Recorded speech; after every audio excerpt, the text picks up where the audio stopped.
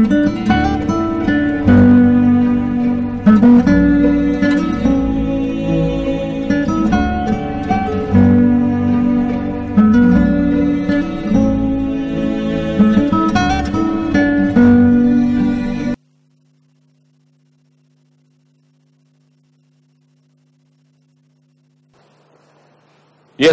good morning.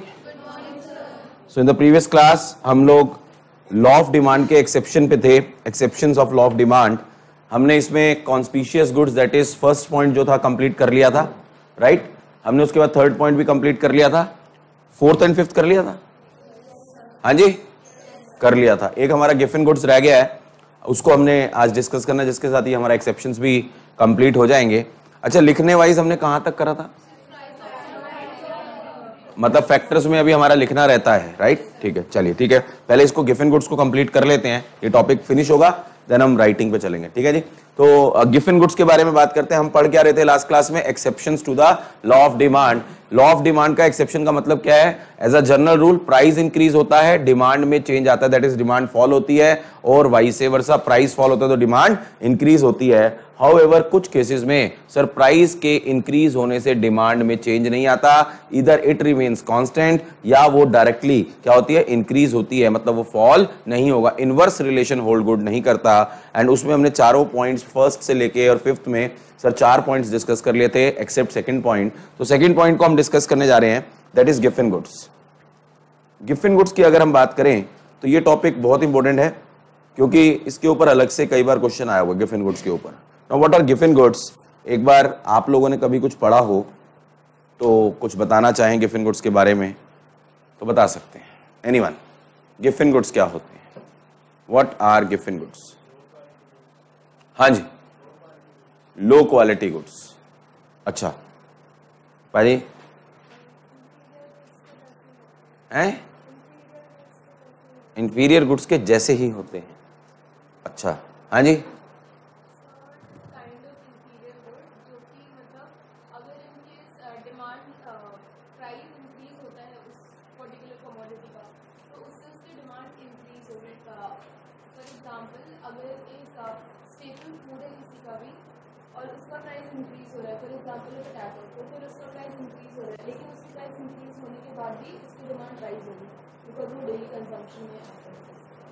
अच्छा Kanika, given goods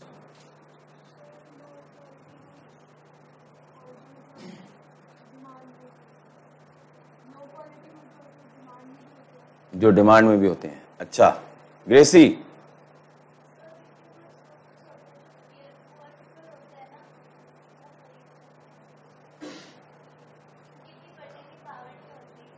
हाँ. अच्छा, ये कोई ब्रांड है? इज दिस अ ब्रांड कि पुअर क्वालिटी पुअर पीपल लोग ही ले सकते हैं? अच्छा अजय, बस सेम क्वेश्चन है.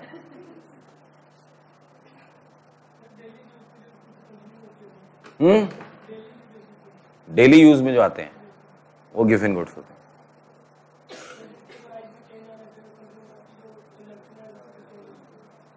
अच्छा प्लीज,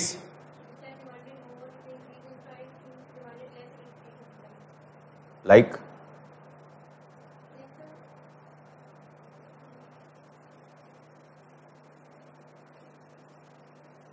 ऐसा क्यों? आपने जो आंसर दिया बिल्कुल ठीक है, लेकिन ऐसा क्यों? क्यों ऐसा?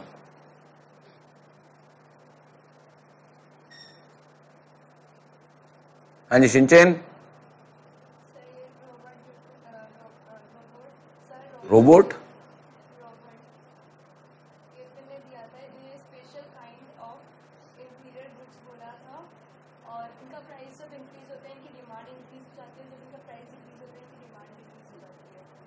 अच्छा.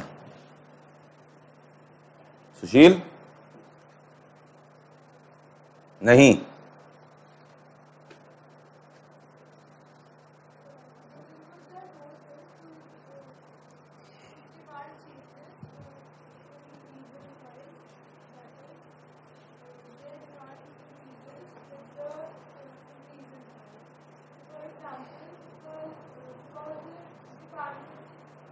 क्या चीज? फॉर एग्जाम्पल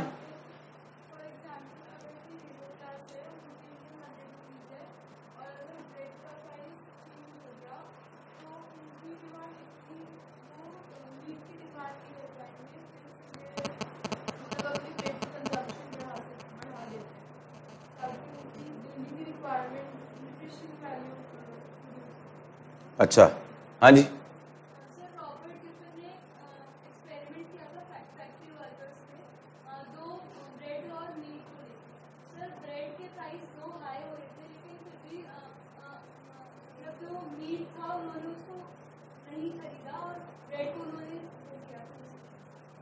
अच्छा अमन,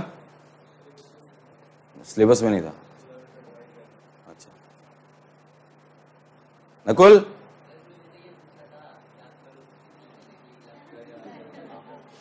अच्छा आपने पूछा था मेरे से? अच्छा मैंने भी याद करो क्या बोला था, अगली क्लास में आ गई। अच्छा सत्या नहीं, चलिए सुनिए, गिफिन गुड्स का कंसेप्ट जो है, this concept was given by Robert Giffen, that's why इन गुड्स को हम गिफिन गुड्स भी बोलते हैं, रॉबर्ट गिफिन, राइट। एक्चुअली में गिफिन गुड्स हैं क्या, अगर एक लाइन में आपसे कोई पूछे ना, तो इनका डायरेक्ट प्राइस रिलेशनशिप है, they are related to the price, यानी वो गुड्स जिनका डायरेक्ट प्राइस रिलेशनशिप होता है उनके लिए टर्म क्या यूज होती है, Giffen goods. Now Giffen goods की अगर हम बात करें, basically these are low quality goods, मैंने लास्ट क्लास में भी आपको बताया था, but these are not inferior goods. Inferior goods word बोल दोगे ना गलत होगा, आप ऐसे बोलो these are in inferior in quality, दो अलग अलग चीजें हैं, क्योंकि इंफीरियर गुड्स का मीनिंग लास्ट क्लास में हमने कुछ समझा था, राइट। अगर आप इनको बोल दोगे ना they are just like inferior goods, तो आंसर आपका रॉन्ग हो जाएगा, बिकॉज इंफीरियर गुड्स का क्या रिलेशन था, नेगेटिव इनकम रिलेशनशिप था। इंफीरियर गुड्स का हम बात तभी करेंगे जब हम इनकम की बात करेंगे, गिफिन गुड्स की बात हम तभी करेंगे जब हम प्राइस में चेंज की बात करेंगे, ये हमेशा ध्यान रखना। जब हम इंफीरियर गुड्स की बात कर रहे हैं, वो लो क्वालिटी गुड्स नहीं थे, वो नेगेटिव इनकम रिलेशनशिप की वजह से हम टर्म बोल रहे थे इंफीरियर, क्योंकि we move to their superior. लेकिन यहां पे ना नॉर्मली बोल दिया जाता है ये कि they are just like inferior, they are not inferior goods in any sense, mark my words, yes they are low quality, hence low quality के लिए वर्ड क्या यूज हो सकता है, इंफीरियर। तो they are inferior in quality, they are not inferior goods. The moment you said कि ये inferior goods हैं, इसका मतलब तो आपने क्या बोल दिया, सर वो इंफीरियर गुड्स और गिफिन गुड्स तो सेम हो गए, और अगर सेम थे तो फिर एक्सेप्शन में इंफीरियर गुड्स क्यों नहीं आए हुए। बात को समझना, मैं क्या समझाने की कोशिश कर रहा हूं, वर्ड्स का यूसेज बहुत जरूरी है, यहां पे ध्यान से यूज करना। Yes you can say they are inferior in quality, quality में इंफीरियर होते हैं, but they are not inferior goods, ये ध्यान रखना है आप लोगों को। गिफिन गुड्स का जो कंसेप्ट आया कहां से, रॉबर्ट गिफिन ने क्या किया, जैसे उन्होंने बताया था, उसने एक सर्वे किया, एक फैक्ट्री में उसने एक सर्वे किया, लेट्स से मैं एक एग्जांपल दे रहा हूं 1 मंथ का। उसने वहां पे वर्कर्स का सर्वे किया, वहां पे जो वर्कर्स थे वो ब्रेड कंज्यूम करते थे और साथ में मीट भी कंज्यूम करते थे, राइट। फॉर एन एग्जांपल, अब ये मैं अपना एग्जांपल ऐड कर रहा हूं, let's say for an example वो 25 डेज ब्रेड खरीदते थे और खाते थे, और 5 डेज अपनी अर्निंग का पोर्शन मीट के ऊपर स्पेंड करते थे, राइट। तो ये रॉबर्ट गिफिन ने सर्वे किया, हुआ क्या, इन्फ्लेशन हो गया, हुआ क्या जी, इन्फ्लेशन हो गया। थोड़ा प्राइसेस में चेंज जनरली कब आते हैं, जब इन्फ्लेशन होता है, राइट। इन्फ्लेशन हो गया, इन्फ्लेशन समझते हो, ओवरऑल प्राइस चेंज हो जाते हैं, प्राइस इंक्रीज हो जाते हैं। इन्फ्लेशन की वजह से देखो ब्रेड का प्राइस भी इंक्रीज हुआ होगा और मीट का प्राइस भी इंक्रीज हुआ होगा, दोनों के प्राइस क्या हुए होंगे, इंक्रीज। समझना क्यों का क्या आंसर है उसको समझना, दोनों के प्राइस क्या हुए होंगे, इंक्रीज हुए होंगे, राइट। लेकिन एक बात बताओ, कभी भी आप ध्यान रखना, ब्रेड और मीट में महंगा कौन सा है, मीट महंगा है। तो अगर प्राइस इंक्रीज हुए होंगे, प्राइस इंक्रीज हुए होंगे, तो जो ब्रेड है उसका प्राइस भी इंक्रीज हुआ होगा। लेट्स से ब्रेड का 10 रुपए पर केजी, 10 रुपए पर ब्रेड, पर ब्रेड पर हम बोले तो पीस पैकेट, एक आपका प्राइस था, 10 रुपए की ब्रेड आती थी, ठीक है। मीट वो लेते थे लेट्स से 250 रुपए पर केजी, एक एग्जांपल दे रहे हैं, ठीक है। अब प्राइस इंक्रीज होगा तो एक बात बताओ, जब भी प्राइस में इंक्रीज आता होगा तो सर जिसकी ऑलरेडी कॉस्ट कम है उसका प्रोपोर्शन ज्यादा बढ़ता होगा, या जिसकी ऑलरेडी कॉस्ट ज्यादा उसका प्रोपोर्शन ज्यादा बढ़ता होगा? जिसकी ऑलरेडी कॉस्ट ज्यादा है। आज आप मार्केट में जाओ, ठीक है, अगर आप वेजिटेरियन खाना खाओगे, वेजिटेरियन का बिल कम आएगा या नॉन वेजिटेरियन खाने का बिल कम आएगा? नॉन वेजिटेरियन का ज्यादा आएगा, वेजिटेरियन का कम आएगा। लॉजिक भी बनता है, क्योंकि नॉन वेजिटेरियन खाना क्या है, महंगा है। अगले दिन गए, ठीक है, लेट से शाही पनीर 100 रुपए का था, अगले दिन गए उनका रेट बढ़ गए। लेट से उन्होंने शाही पनीर में 100 रुपए है तो 10% बढ़ गए, लेट से 10% बढ़ गए, ओवरऑल 10% बढ़ गए। तो शाही पनीर 100 की जगह आप कितने का हो गया होगा? 110। और आप अगर कोई नॉन वेज खा रहे थे जो पहले 300 रुपए का था, अब 10% की वजह से वो कितना बढ़ गया होगा? 330 हो गया होगा। बात समझ आ रही है? तो सर आपका प्रपोर्शन जो इंक्रीज है वो किस में ज्यादा हो रहा है? नॉन वेज में। तो हो सकता है इसकी वजह से सर आप क्या करो, आप सर नॉन वेज को ना खा के सर उस दिन भी क्या खा लो? वेजिटेरियन खा लो। बात समझ आ रही है? सेम चीज यहां है कि सर जब प्राइस में इंक्रीज हुआ तो ब्रेड का भी प्राइस इंक्रीज हुआ एंड मीट का भी प्राइस इंक्रीज हुआ। इनकम उनकी क्या है? कांस्टेंट है। इसका मतलब सर अब वो क्या करेंगे? अब खाना तो 30 दिन पूरा है, तो अब वो क्या करेंगे? इवन तो ब्रेड का प्राइस इंक्रीज हुआ है, मीट का भी प्राइस इंक्रीज हुआ है, तो मीट की वो डिमांड क्या कर देंगे? कम कर देंगे। क्योंकि अब सर उनके गिवन, पहले लेट से वो मीट पे 1000 रुपए लगाते थे 5 दिन का, लेकिन अब 3 दिन का ही खाना 1000 रुपए में आ पाएगा, तो इसका मतलब मीट की डिमांड क्या हो जाएगी? कम हो जाएगी। इसका मतलब 2 दिन भूखे तो नहीं रहेंगे, वो 2 दिन के लिए क्या करेंगे? ब्रेड की डिमांड बढ़ा देंगे। इसका मतलब 5 दिन से यहाँ 3 दिन आ गया, ये 25 दिन से क्या हो जाएगा? 28 दिन हो जाएगा, 27 दिन हो जाएगा, यही होगा ना? तो 27 दिन हो जाएगा। इसका मतलब ब्रेड की demand even though price increase हुआ, उसकी डिमांड क्या हो गई? इंक्रीज हो गई।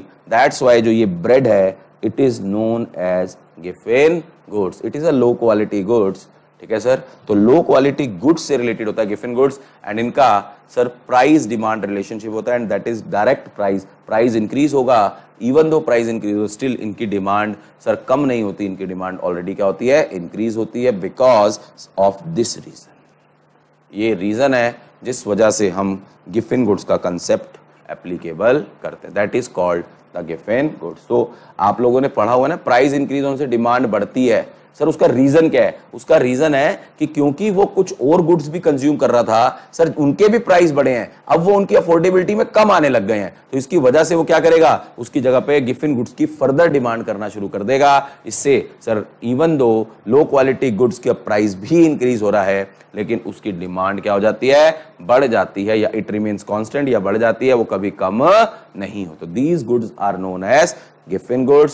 Giffen goods are low quality goods and inferior in quality, but they are not inferior goods. अब मुझे एक चीज बताओ, अगर आपसे कोई डिफरेंस पूछे, difference between inferior goods and Giffen goods, inferior goods and Giffen goods में डिफरेंस बता सकता है कोई? सिंपल सा एक एक लाइन का डिफरेंस है, सिंपल सा। हाँ बेटा बोल, उल्टा बोल रहे बेटा। यस अमन, दोबारा बोल। हाँ, और डिफरेंस क्या है?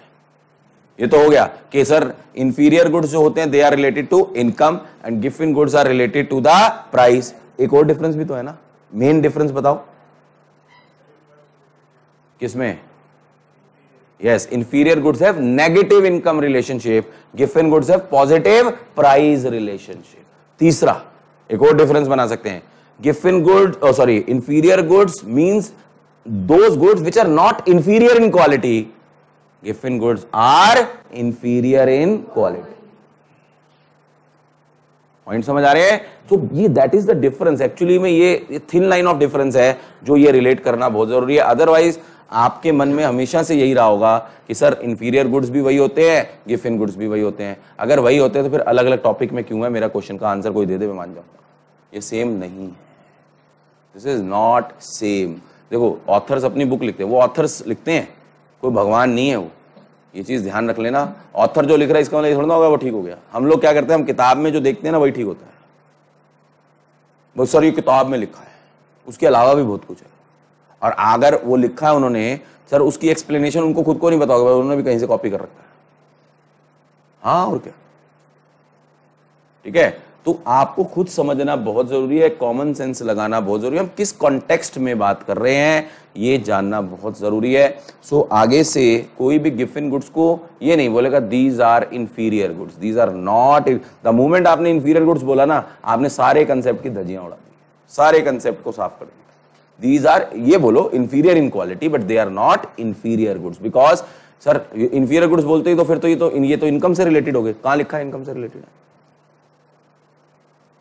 पॉइंट समझ आ रहा है? सो गिवन गुड्स का कंसेप्ट आपका ये कहता है, एंड इसके साथ आपका जो exceptions to the law of demand है, it also comes to an end. Any doubt? Given goods you can ask. हाँ, यहां पे आप वो रट्टा मार सकते हो, ज्वार बाजरा, है ना, वो यहां पे आएगा। इंफीरियर गुड्स में ज्वार बाजरा नहीं आएगा, ठीक है जी, ये ध्यान रख लेना, ये बहुत इंपॉर्टेंट पॉइंट है।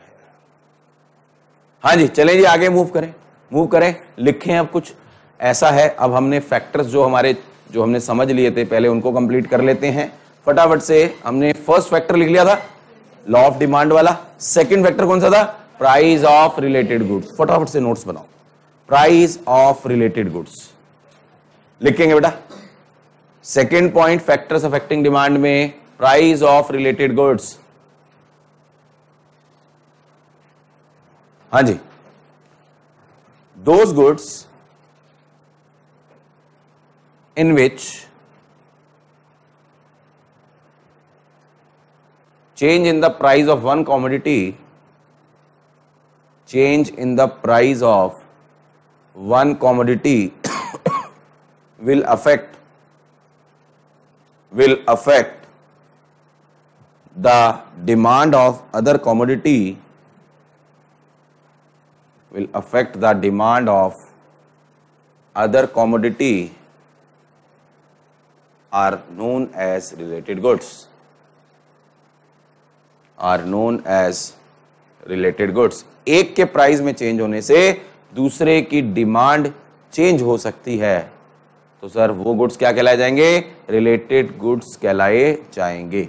Next point, related goods are of two types. Related goods are of two types. Related goods are of two types. First लिखेंगे substitute goods.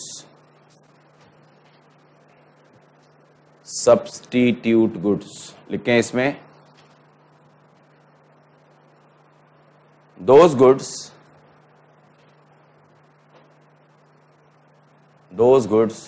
which are consumed in place of each other, which are consumed in place of each other, which are consumed in place of each other are known as substitute goods, are known as substitute goods।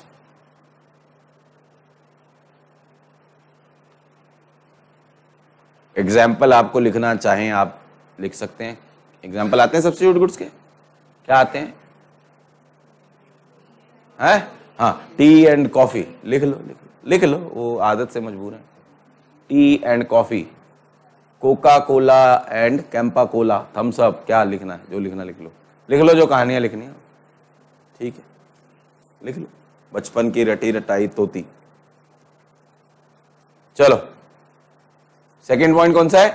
Complementary goods. Complementary goods क्या होते हैं? लिखें, those goods which are used in place of each other. हाँ जी, लिख लिया? अच्छा, those goods which are used simultaneously. वो तो सब्स्टिट्यूट था ना, देख रहा था, जागे हुए हैं सुबह नहीं। Those goods which are used simultaneously। Simultaneously के स्पेलिंग आते हैं? मान लो आते हैं, आते नहीं सर लिख दो, एक आध तो होगा, कोई लिख दो। शिनचेन सुधर जाते। हाँ जी, प्लीज, वो गुड्स जो साइमल्टेनियसली यूज्ड होते हैं उन्हें हम क्या बोलते हैं? Complementary goods. एग्जाम्पल, ओहो, कार एंड पेट्रोल, ओहो लिख लो, गजब।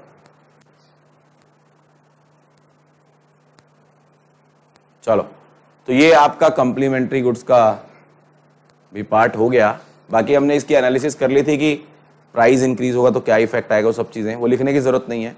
नेक्स्ट, उसके बाद third, income of the consumer. Third factor था इनकम ऑफ द कंज्यूमर। इस पे ध्यान से लिखेंगे क्योंकि इस पे काफी चीजें हमने एक्सप्लेन की थी।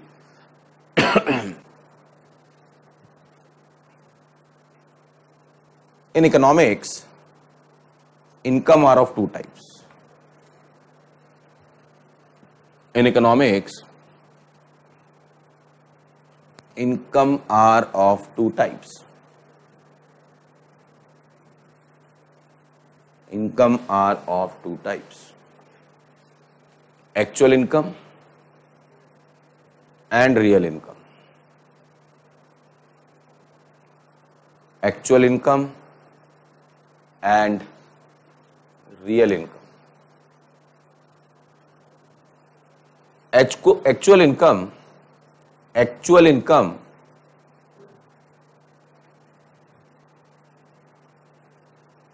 is related to change in the earning capacity. Change in the earning capacity. Actual income is related to change in the earning capacity, and real income is related to change in purchasing power. Change in purchasing power. Full stop.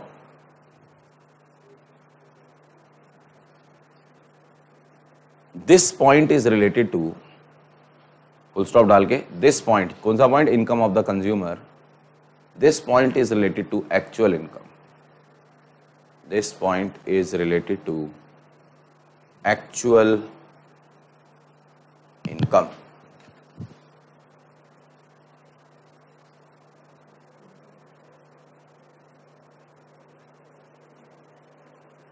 ठीक है जी, इतना लिख लिया सबने? Everyone, according to this concept,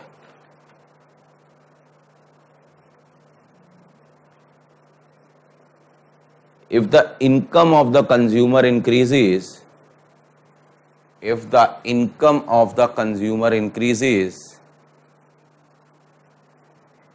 the demand for inferior goods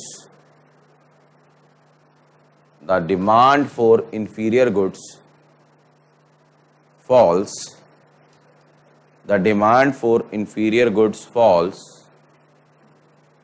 and the demand for superior goods rises, and the demand for superior goods rises.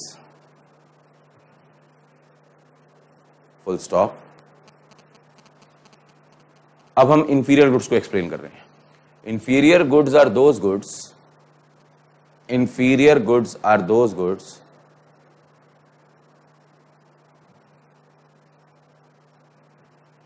which have negative income relationship. Underline कर लेना बेटा इसको। which have negative income relationship. It means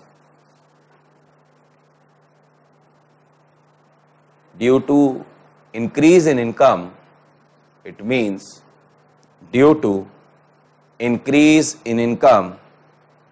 the demand for inferior goods falls. The demand for inferior goods falls. Full stop. These are not necessarily low quality goods. These are not necessarily low quality goods, यानी ये जरूरी नहीं है कि ये low quality goods होंगे। Full stop. Right. तो ये आपका इनकम ऑफ द कंज्यूमर से रिलेटेड पॉइंट है, it comes to an end. एक लाइन और लिख लो, superior goods can be of necessity और luxury. Superior goods can be of necessity और लग्जरी, फुल स्टॉप। तो ये आपका income of the consumer comes to an end. Fourth कौन सा पॉइंट था? Taste and preference of the consumer. लिखे taste and preference of the consumer, fourth heading लिखे जल्दी से।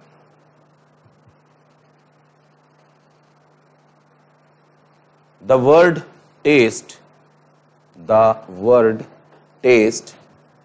is related to eatables.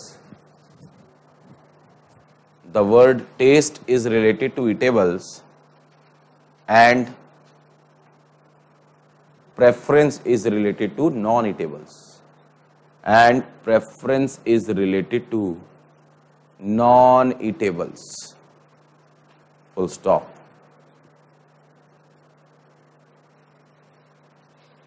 If for a particular commodity the consumer taste or preference is favorable, if for a particular commodity the consumer's taste or preference is favorable,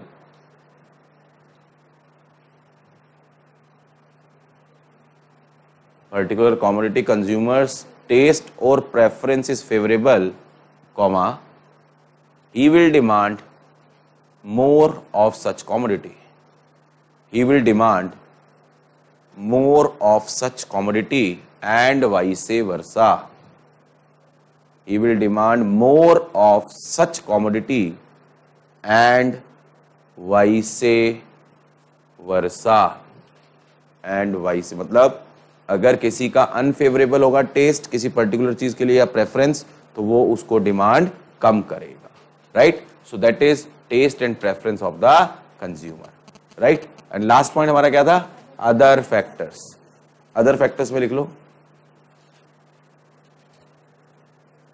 A point, size of the population. जल्दी बेटा, size of the population.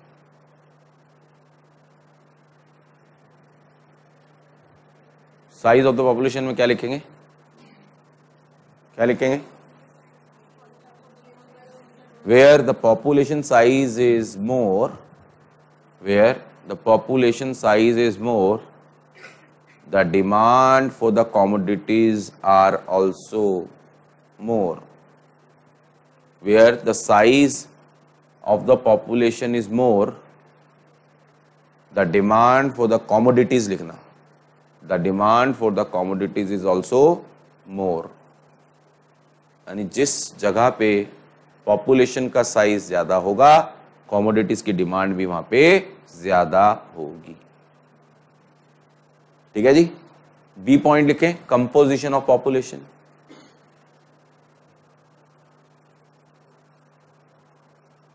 The demand for a particular commodity, the demand for a particular commodity also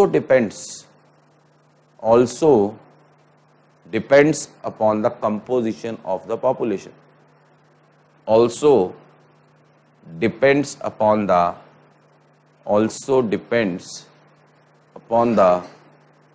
composition of the population।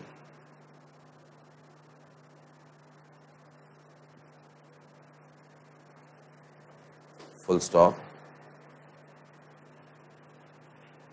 The area where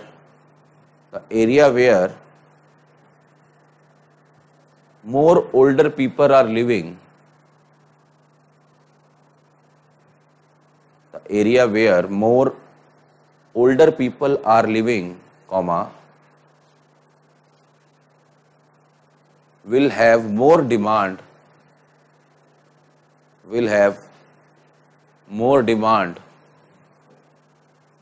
of goods like medicines, goods like medicine, medicines लिखना, comma spectacles, comma services like doctors etcetera.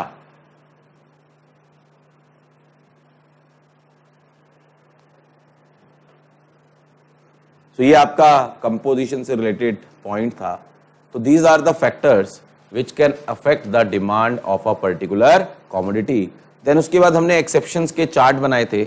Exceptions को, जितनी भी exceptions हमने पढ़ी हैं, समझी हैं, उसको आपने बुक में से ही रीड करना, जो मैंने आपको नोट्स दिए। तो लिख लो वहाँ पे, जो आपको मैंने चार्ट बनवाया था वहाँ पे लिख दो study from the notes, study from the book. उसके लिए नोट्स बनाने की जरूरत नहीं है, वो वहीं से मैंने आपको बताया भी था। मैं बताता रहूंगा आपको कि किसको आपने नोट से पढ़ना है और किसको मेरे नोट से पढ़ना है, राइट। तो उसको आपने बुक से ही पढ़ना है। Is this point clear? यहां तक हमने कंप्लीट कर लिया exceptions to the law of demand. Moving further, next बहुत important topic, examination form. Examination में हर बार ये क्वेश्चन इनमें से आता है एंड ये सिंपल टॉपिक है, ये मैक्सिमम बच्चों को पता होता है। Movement versus shift, movement in demand, shift in demand. I hope so ये टॉपिक सबने सुना हुआ होगा डिमांड एनालिसिस में। सो सबसे पहले हम बात कर रहे हैं मूवमेंट की। मूवमेंट इन डिमांड क्या होता है एंड ये मूवमेंट कितने टाइप की होती है। देन हम आज शिफ्ट की बात करेंगे, टॉपिक खत्म करेंगे। Movement in demand, shift in demand, please. हाँ जी, मूवमेंट इन डिमांड, कौन शुरू करेगा कहानी?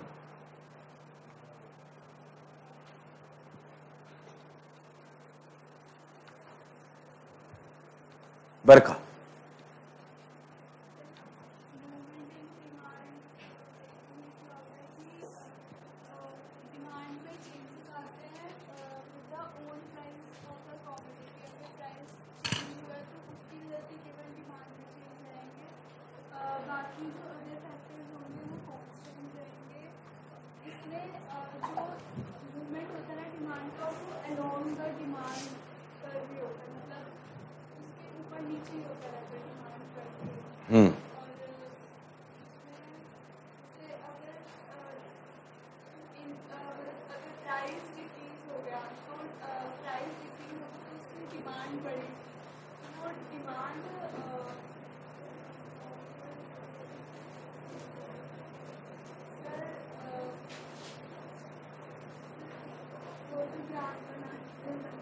अच्छा चलो कोई बात। प्रिया,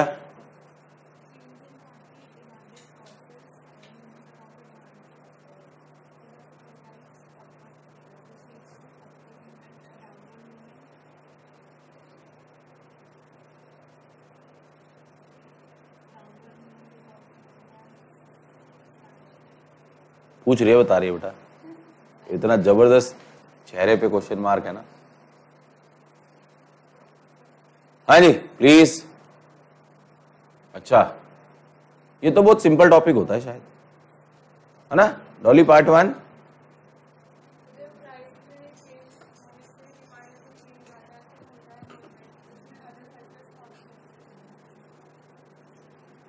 नकुल, ये टॉपिक भी नहीं पढ़ा तूने? अच्छा चलते रहो। गिवन गुड्स क्लियर हो गया? चलो सुशील बोलो, प्लीज नो डिस्कशन।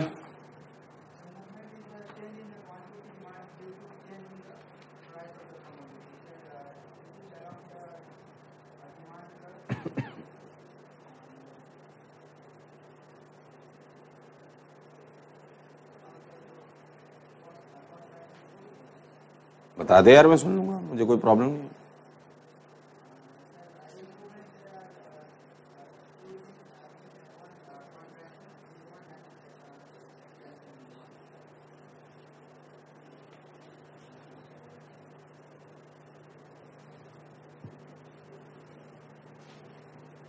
अच्छा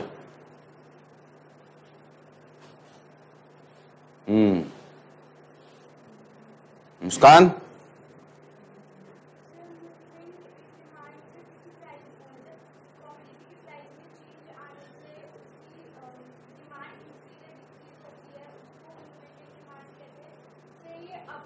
डाउनवर्ड होती है, जब प्राइस डिक्रीज होता है और डिमांड इंक्रीज होती है तो जो ग्राफ होता है सर वो डाउनवर्ड शिफ्ट होता है, डाउनवर्ड मूव होता है और उसको एक्सपेंशन कहते हैं। और फिर जब प्राइस इंक्रीज होते हैं और डिमांड कम होती है तो वो अपवर्ड शिफ्ट होता है, जिसको कॉन्ट्रैक्शन डिमांड। अमन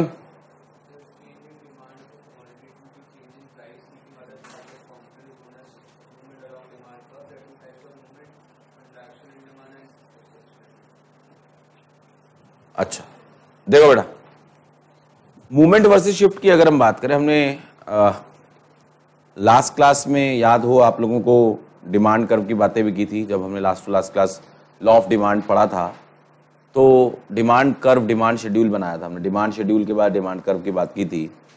तो डिमांड कर्व बेसिकली आपको पता है डाउनवर्ड स्लोपिंग डिमांड कर्व होता है, हमने बात की थी, क्योंकि उसका रिलेशन प्राइस से है, इनवर्स रिलेशन होता है, राइट।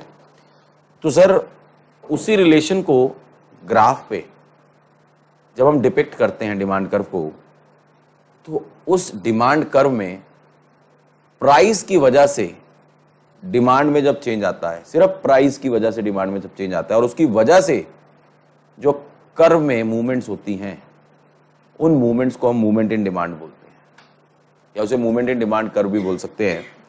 एंड ये मूवमेंट दो तरीके की होती है बच्चे। There are two types of movement, one is called expansion, second is called contraction. Now what is expansion? When the price falls and demand increases, जो ये मूवमेंट है कर्व में, उस कर्व में जो मूवमेंट हो रही है, उस मूवमेंट को हम क्या बोलते हैं? एक्सपेंशन इन डिमांड या expansion in demand curve. And अगर हम बात करें कॉन्ट्रैक्शन की, when the price increases, demand decreases, इसकी वजह से जो मूवमेंट होती है ग्राफ में सर, उसे हम क्या बोलते हैं? कॉन्ट्रैक्शन इन डिमांड या contraction in demand curve, right. तो मूवमेंट एक सिंपल सी बात करता है कि due to change in price, demand जो चेंज होती है उससे जो कर्व में जो चेंजेस आते हैं उसे हम क्या बोलते हैं? मूवमेंट इन डिमांड या मूवमेंट इन डिमांड कर्व बोलते हैं। और एक चीज बहुत इंपॉर्टेंट है यहाँ पे कि सर मूवमेंट में कभी भी कोई नया डिमांड कर्व फॉर्म्ड नहीं होता। Movement is always along the same demand curve. Movement हमेशा सेम डिमांड कर्व पे होता है। No new demand curve is formed. कभी भी कोई नया डिमांड कर्व फॉर्म्ड नहीं होता है। क्या ये पॉइंट क्लियर है एवरीवन? प्लीज। तो इसको अगर हम बात करें, इसको अगर हम बनाएं, तो पहले हम मूवमेंट की बात करें तो मैंने आपको मूवमेंट का मीनिंग बताया। प्राइस में चेंज यानी, और जब भी प्राइस में चेंज हो रहा है तो इंप्लाइड है keeping the other factors constant. बाकी के सारे फैक्टर्स कांस्टेंट है, अदर फैक्टर्स को कांस्टेंट किया गया है। प्राइस के चेंज होने से डिमांड में चेंज हो रहा है। Is this point clear? Now ये जो मूवमेंट है sir, it is of two types, expansion and contraction. Movement जो है ये दो है, एक्सपेंशन एंड कॉन्ट्रैक्शन। एक्सपेंशन किस वजह से होगा? प्राइस फॉल होगा, डिमांड इंक्रीज होगी। प्राइस इंक्रीज होगा, डिमांड फॉल होगी, तो कॉन्ट्रैक्शन, राइट। और अगर हम बात करें सर फोटो, इसकी फोटो तो सिंपल है, राइट। लेट्स से मेरा price and this is quantity demanded. ये हमारा डिमांड कर्व है, ठीक है जी। अब लेट्स से प्राइस फॉल हुआ P2 P1, तो हमारी जो डिमांड है वो Q2 Q1 हो गई। तो ये जो हुआ, this happens, this is called expansion. तो सर एक्सपेंशन जो है उसमें मूवमेंट कैसी होती है? डाउनवर्ड मूवमेंट होती है। डाउनवर्ड मूवमेंट जो होती है उसे हम क्या बोलते हैं? एक्सपेंशन बोलते हैं। बेटा डोर पूरा क्लोज करिए, डोर पूरा क्लोज करिए। हाँ जी, डाउनवर्ड मूवमेंट होती है। एक्सपेंशन जो होती है सर वो डाउनवर्ड मूवमेंट होती है, राइट। अगर हम कॉन्ट्रैक्शन की बात करें तो वो कैसे रहेगा? सर P से P2 हो गया, ठीक है, एंड Q से Q2 हो गया। तो ये हमारा मेन पॉइंट था, ये ओरिजिनल पॉइंट था। इससे जो हमारी अपवर्ड मूवमेंट हो रही है that is known as the expansion. के contraction? Contraction. तो यहां आप देखें कोई नया डिमांड कर्व फॉर्म नहीं हो रहा sir. Movement is always along the same demand curve. It is always along the same demand curve. हमेशा ये ध्यान रखना है. एक्सपेंशन हम डाउनवर्ड मूवमेंट की बात कर रहे हैं एंड कॉन्ट्रैक्शन हम अपवर्ड मूवमेंट की. हमारे ऑब्जेक्टिव में यही क्वेश्चंस आए हुए हैं. ठीक है. लेकिन क्या होता है ना, अभी तो आसान लग रहा है लेकिन उस टाइम पे ना प्रेशर इतना होता है ना, एग्जाम का प्रेशर कुकर की सिचुएशन बन जाती है, सीटियां बज रही होती हैं दिमाग में. ठीक है. तो टेंशन में हम लोग ब्लास्ट हो जाते हैं. आते हुए क्वेश्चंस हम आंसर रॉन्ग करके आते हैं. तो ये आपका ब्लंडर होगा अगर ऐसे क्वेश्चंस आए एग्जाम में और आप गलत करके आए. 2 नंबर मुफ्त के कटवा लोगे बेटा. फ्री के नंबर होते हैं ये आपकी स्कोरिंग में बहुत हेल्प करेंगे. राइट. तो सर एक्सपेंशन एंड कॉन्ट्रैक्शन में कॉमन चीज क्या है? Both are movement in demand curve. And expansion की अगर हम बात करें तो it is the downward movement and contraction की बात करें तो it is the upward movement. And एक बहुत इंपॉर्टेंट पॉइंट है, इन केस ऑफ मूवमेंट कभी भी नया डिमांड कर्व फॉर्म्ड नहीं होता. It is always along the same demand curve. ये पॉइंट क्लियर है? मूवमेंट. अब एक बात बताओ, अभी हम बेसमेंट में बैठे हैं, हम ग्राउंड फ्लोर पे चले गए इस बिल्डिंग की, फिर फर्स्ट पे चले गए, सेकंड पे चले गए, तो ये क्या हो रहा है? मूवमेंट. मूवमेंट में हमेशा सेम बिल्डिंग, शिफ्ट क्या होगा? दूसरी बिल्डिंग. शिफ्ट में आपने पढ़ा होगा, शिफ्ट में ऑलवेज नया डिमांड कर्व फॉर्म्ड होता है. शिफ्ट. नाउ ये पॉइंट क्लियर है? मूवमेंट समझ आता है बेटा? किसी को कोई डाउट मूवमेंट में? Next is shift in demand curve. Shift in demand curve. What is shift in demand curve? Shift in demand curve का कंसेप्ट क्या कहता है? शिफ्ट क्या होता है? एक shift in demand curve. Kanika.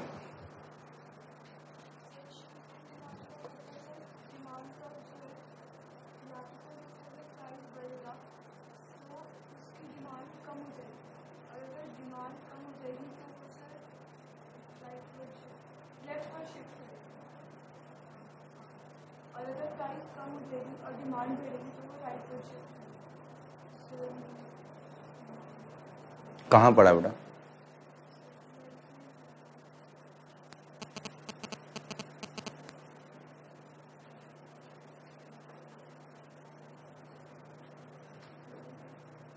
आपकी फ्रेंड बताएंगे, मुझे नहीं पता. पूछो प्रिया, क्या ये ठीक बोला इसने?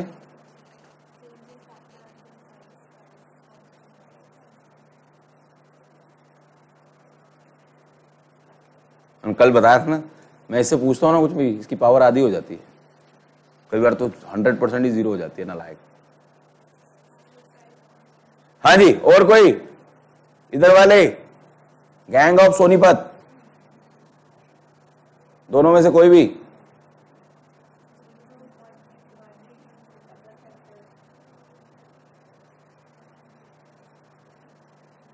अच्छा नकुल,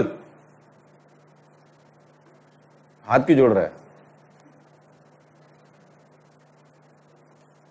हाथ तो भगवान जी के आगे जोड़ते हैं बस.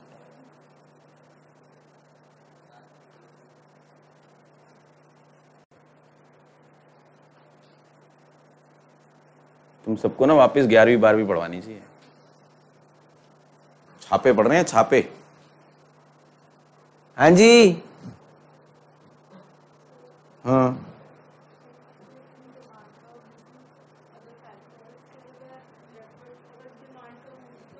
बना के देखा है.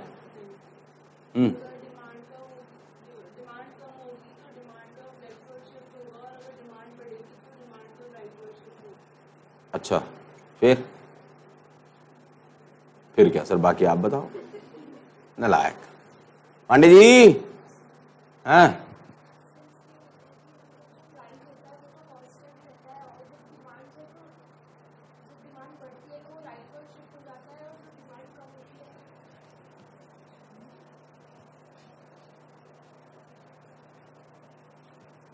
एक गाना गाया करो रोज सुबह घर चलते वक्त, हम होंगे कामयाब समडे. वो समडे कब आएगा एक बहुत बड़ा क्वेश्चन मार्क है. नालायक हूं. मोहतरमा बताएं, तबीयत ठीक है आज? थोड़ी थोड़ी लिटिल लिटिल बेटर है, चलो गुड। नहीं पता, ओके। इधर वालों को किसको पता है भैया? मैडम आज आपने हाथ खड़ा नहीं किया, बताएं। नहीं,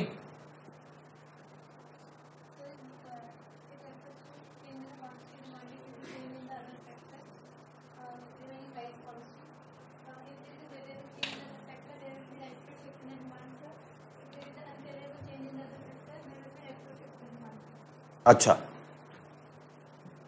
okay. The girl in the corner,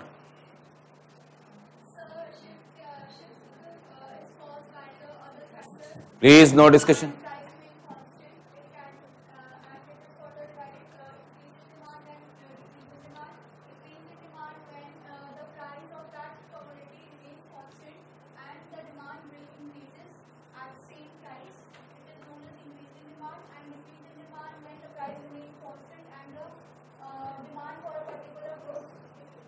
तो फिर डिमांड जो इंक्रीज हुई या डिक्रीज हुई वो किन रीजन की वजह से हुई? कैसे? नहीं नहीं, वो तो ठीक है। तो इंक्रीज कब हो रही है? डिमांड इंक्रीज हो रही है, आप बोल रहे हो डिमांड डिक्रीज हो रही है, price remains constant, other factors में क्या रिएक्शन आया है?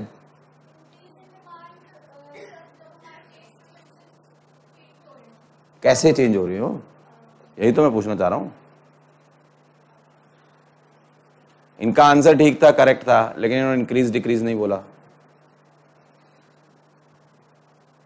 आपने इंक्रीज डिक्रीज बोला, आंसर की बैंड बजा दी। अगर तुम्हारा इंक्रीज डिक्रीज ले लिया जाए और इनका आंसर ले लिया जाए और क्लब कर दिया जाए तो करेक्ट हो जाएगा।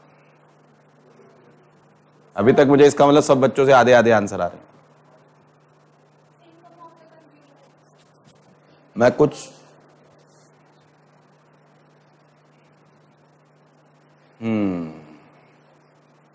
सब आधा अधूरा रट के तोतू की तरह आए हुए हैं। हाँ बेटा बोल प्लीज।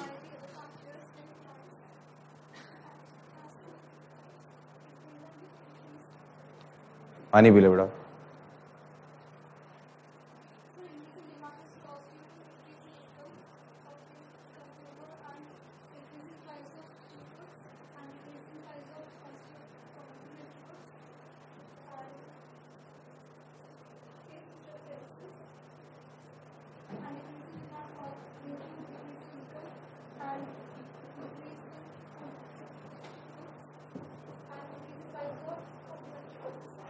अच्छा हाँ अमन क्या बोल रहा बेटा प्लीज।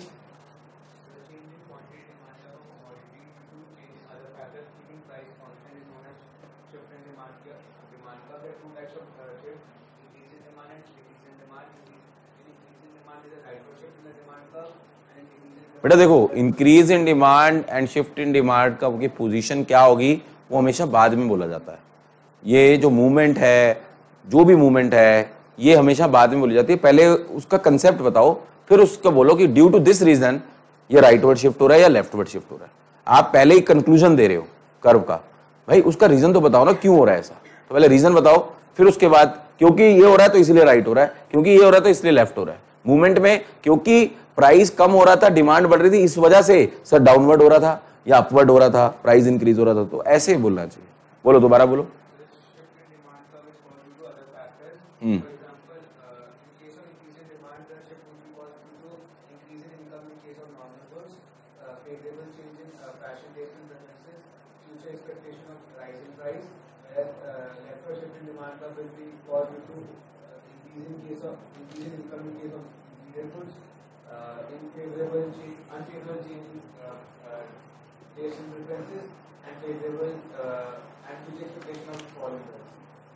अच्छा और कोई?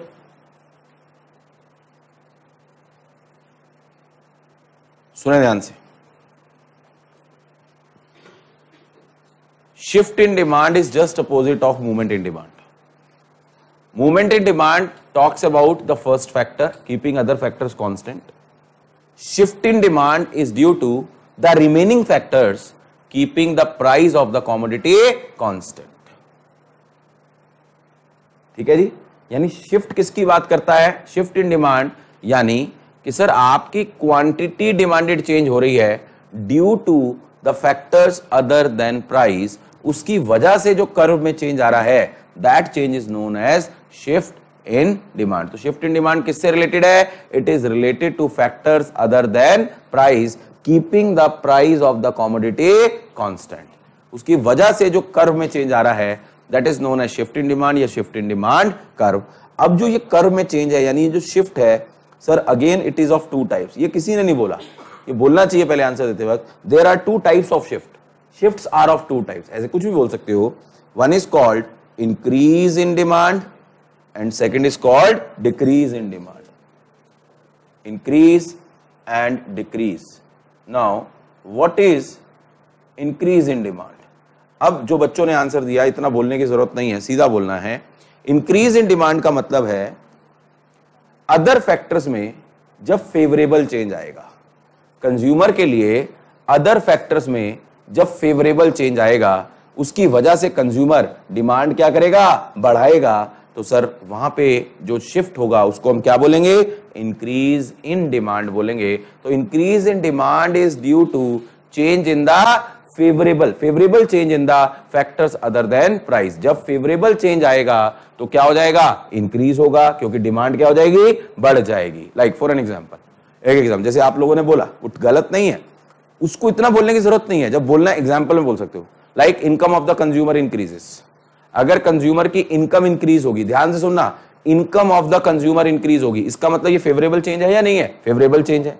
तो income of the consumer increase होगा, और अगर कंज्यूमर किसी प्रोडक्ट की डिमांड इंक्रीज कर रहा है तो उस प्रोडक्ट की डिमांड इंक्रीज होने की वजह से क्या होगा? वो कहां कवर होगा? इंक्रीज इन डिमांड में। और आपको अभी अभी ताजा ताजा आज हमने लिखा भी है, इनकम ऑफ द कंज्यूमर जब इंक्रीज होती है तो किन गुड्स की डिमांड इंक्रीज होती है? सुपीरियर गुड्स की। तो अगर सुपीरियर गुड्स होंगे तो उनकी डिमांड क्या हो जाएगी? इंक्रीज। अगर इंफीरियर गुड्स होंगे तो उनकी डिमांड क्या हो जाएगी? फॉल। तो वो क्या होगा सर? डिक्रीज इन डिमांड, क्योंकि उस गुड्स के लिए आपका फेवरेबल नहीं। ऐसे ही टेस्ट एंड प्रेफरेंस, अभी पढ़ा था हमने, टेस्ट एंड प्रेफरेंस की अगर हम बात करें, अगर किसी प्रोडक्ट के लिए फेवरेबल होगा तो सर उसकी डिमांड बढ़ जाएगी, किसी के लिए अनफेवरेबल होगा तो उसकी डिमांड क्या हो जाएगी? कम हो जाएगी। Keeping the price of the commodity constant. तो सर ये आपको ध्यान से समझना है कि शिफ्ट इन डिमांड किससे रिलेटेड है? शिफ्ट इन डिमांड जो है it is related to the, क्या बोलेंगे? Factors other than price of the commodity. It is related to the factors other than price of the commodity.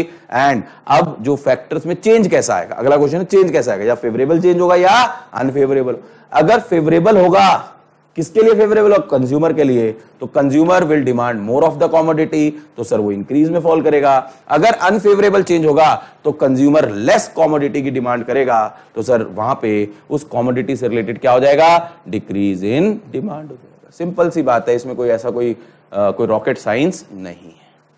क्या ये point समझ आता है? नाउ अब अगर ये पॉइंट समझ आता है तो क्या करेंगे? अब अभी मेरे लिए आप लोग इंक्रीज एंड डिक्रीज दोनों का अलग अलग फोटो रफ पे बनाएंगे, खुद बनाएंगे। फोटो का मतलब फिगर बनाएंगे कि सर इंक्रीज इन डिमांड कैसे बनेगा एंड डिक्रीज इन डिमांड कैसे बनेगा। प्लीज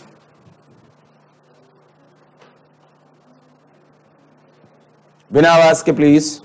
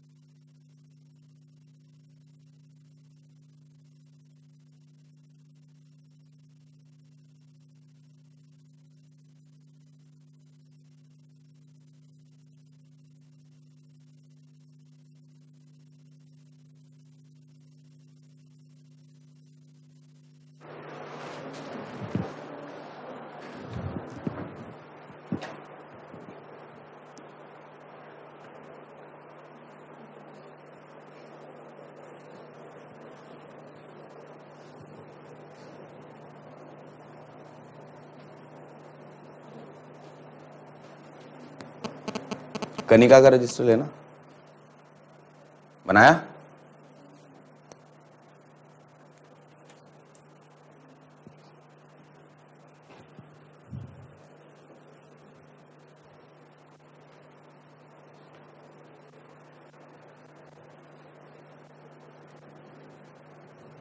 बेटा तू नहीं बना पाएगी अभी, रुक जा, तू नहीं बना पाएगी, कोई बात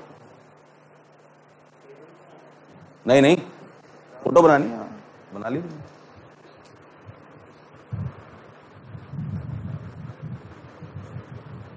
शाबाश।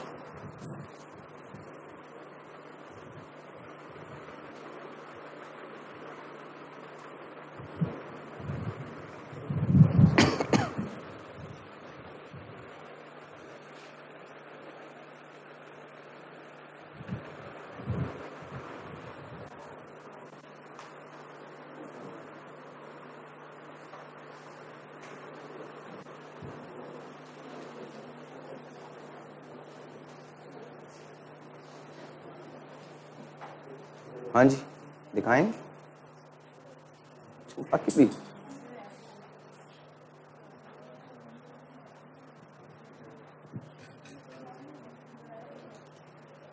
खनिका हो गया, बना रहे हैं।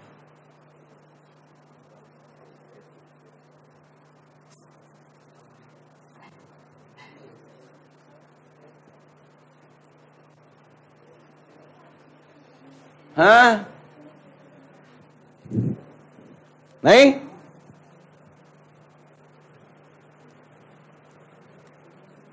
दूर की नजर अच्छी है मेरी।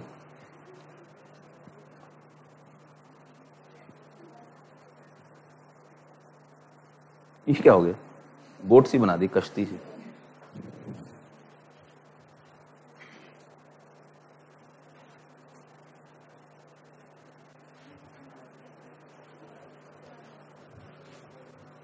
अपने जैसे ही बनाया, टेढ़ा सा है। हाँ जी हो गया। सुशील कुमार तूने बना लिया? तू उधर कोने पे रख के बना रहा था ना, दिखा नहीं था तब।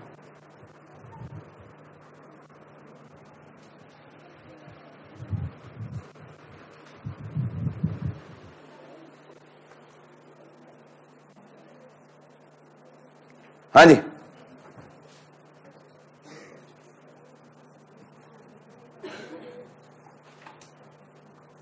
देखो बेटा प्लीज, ये पिछली फिगर से डिफरेंट बनेगा। आपको पता है प्राइस क्वांटिटी डिमांडेड, ये हमारा original price original quantity demanded था, और इस पे हमारा डिमांड कर्व ऐसे बन रहा था, ठीक है ना। और डिमांड कर्व के लिए हम डी लिख सकते हैं, ठीक है। अब यहां पे बोला क्या जा रहा है, प्राइस में चेंज नहीं आ रहा, प्राइस रिमेन्स। इसका मतलब अगर प्राइस में चेंज नहीं आ रहा तो ना तो हम यहां P1 करेंगे ना P2 करेंगे। वो तो कब होता था, जब प्राइस में चेंज आता था। Here price remains constant other than price, जो फैक्टर्स है उनकी वजह से क्वांटिटी इंक्रीज हो रही है या क्वांटिटी डिक्रीज हो रही है। तो अगर क्वांटिटी इंक्रीज हो रही है तो कहीं ना कहीं मेरी क्वांटिटी लेट से इंक्रीज होके it becomes Q1 not due to price, hence यहां पे जो मेरा डिमांड कर्व है it shifts rightward. The moment ये राइटवर्ड शिफ्ट हुआ, हियर प्राइस रिमेन्स कांस्टेंट, देखो प्राइस सेम है, price remains constant, here my demand curve moves to rightward, यानी shifts to rightward, this is known as increase. तो ये जो है ये इंक्रीज हो गया, this is known as increase in demand. इसी के ऊपर हम इसी में सेम फिगर में हम बना सकते हैं, आपने अलग अलग बनाया होगा, राइट। और अगर मेरा डिमांड कर्व जो है वो लेफ्टवर्ड शिफ्ट हो रहा है, लेफ्टवर्ड कब शिफ्ट होता है, जब सर अनफेवरेबल चेंज आता है, उसकी वजह से मेरी क्वांटिटी डिमांडेड फॉल कर रही है। लेट्स से मेरी quantity demanded becomes like Q2, Q से Q, मतलब यहीं से देखना है, ओरिजिनल यही है, Q से Q1, Q से Q2, दो अलग अलग केसेस बनाए हैं हमने। तो अगर ऐसा कुछ हो रहा है, ऐसा कुछ हो रहा है, तो सर ये जो है ये आपका डिक्रीज हो गया, दिस इज डिक्रीज। एंड ये जो मूवमेंट है यहाँ पे, यहाँ जो शिफ्ट हो रहा है ये लेफ्टवर्ड शिफ्ट बोलते हैं। तो ये ध्यान रखना है, शिफ्ट में राइटवर्ड होता है या लेफ्टवर्ड होता है, मूवमेंट में अपवर्ड होता है या डाउनवर्ड होता है। कभी भी यहाँ पे कभी भी ऐसा मत बोलना कि सर यहाँ पे डाउनवर्ड अपवर्ड हो रहा है। शिफ्ट, आपको मैंने शिफ्ट वर्ड का एक एग्जांपल बता दिया। शिफ्ट क्या होता है, हम किसी एक घर से दूसरे घर में शिफ्ट होते हैं, और सेम घर में ऊपर नीचे जाते हो क्या बोलते हैं, मूवमेंट हो रही है, that is the same thing, right. तो सर यहाँ पे शिफ्ट में always a new demand curve is form, in case of shift always a new demand curve is formed, हमेशा न्यू डिमांड कर्व क्या होगा, फॉर्म्ड होगा ही होगा। Is this point clear to everyone? That is the concept of movement versus shift. Is this point clear? फटाफट से इसके notes complete कर लेते हैं, ये टॉपिक हमारा कंप्लीट हो जाएगा। फोटो बना ली सबने एवरीवन? तो बस शॉर्ट शॉर्ट में लिख लेते हैं, खत्म करते हैं इसको। हाँ जी, मूवमेंट में लिखेंगे पहले, मूवमेंट में लिखें, मूवमेंट के साथ ही लिख लेना वहां पे मूवमेंट, जहां पे चार्ट बनाया ना, मूवमेंट के आगे लिख लेना।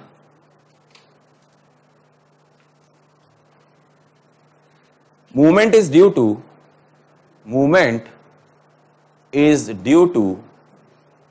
change in the price of the commodity, change in the price of the commodity, change in the price of the commodity. Movement is due to change in the price of the commodity, keeping the other factors constant, keeping the other factors constant। Short short में लिख रहे हैं objective के हिसाब से, ठीक है जी। Now expansion में लिख लो फटाफट से, due to fall in price, expansion में लिखो due to fall in price the quantity demanded increases, due to fall in price the quantity demanded increases, it is known as expansion in demand, it is known as expansion in demand, it is known as expansion in demand, right। Contraction में लिखेंगे due to increase in price, due to increase in price quantity demanded falls, quantity demanded falls, quantity demanded falls, it is known as contraction in demand, it is known as contraction in demand, it is known as contraction in demand, right। Note लिख लो, NOTE, note.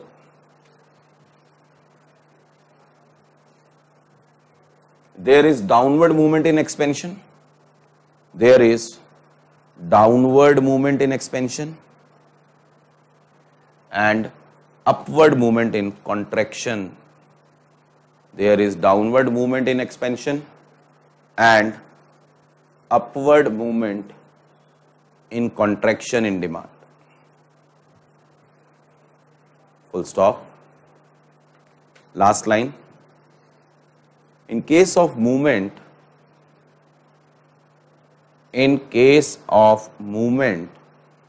comma, no new demand curve is formed, in case of movement, comma, no new demand curve is formed, कोई नया demand curve formed नहीं होता। Is this point clear to everyone? Last फटाफट से बना लो, shift के बारे में लिखते हैं, शिफ्ट के आगे लिखेंगे जल्दी से,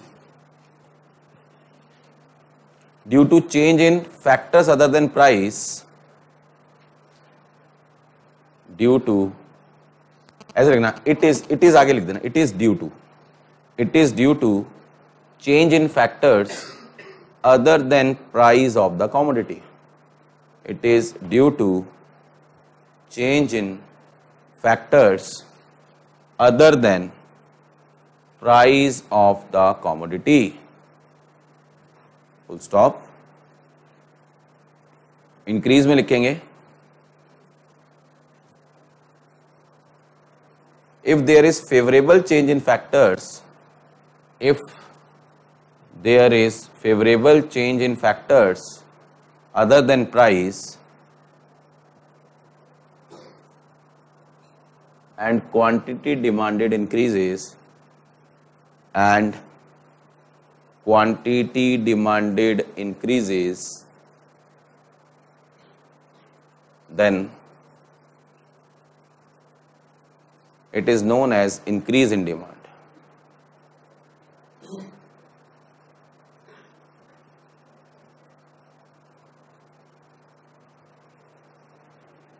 It is known as increase in demand, right? Decrease में क्या लिखेंगे? If due to unfavorable change in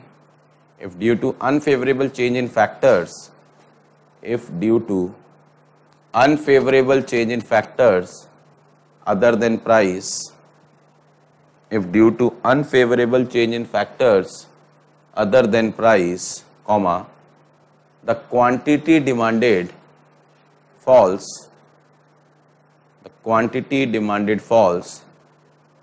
then it is known as decrease in demand. Then it is known as decrease in demand. Full stop. Note लिखेंगे NOTE. There is rightward shift.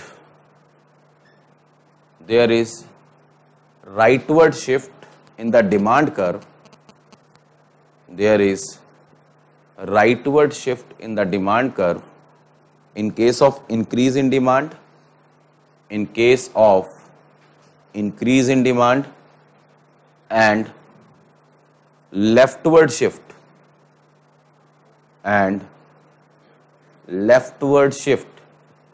in demand curve, leftward shift in demand curve in case of decrease in demand, in case of decrease in demand. Full stop. इसी में continue करना full stop डाल के. इन case of shift in demand, in case of shift in demand, comma, always a new demand curve is formed. Always a new demand curve is formed. Always a new demand curve is formed. Right? So ये आपका shift से related topic था. It also comes to an end. इसके साथ movement versus shift का topic क्या होता है जी? कंक्लूड होता है. नेक्स्ट क्लास में इस चैप्टर को आगे कंटिन्यू करेंगे. Thank you very much.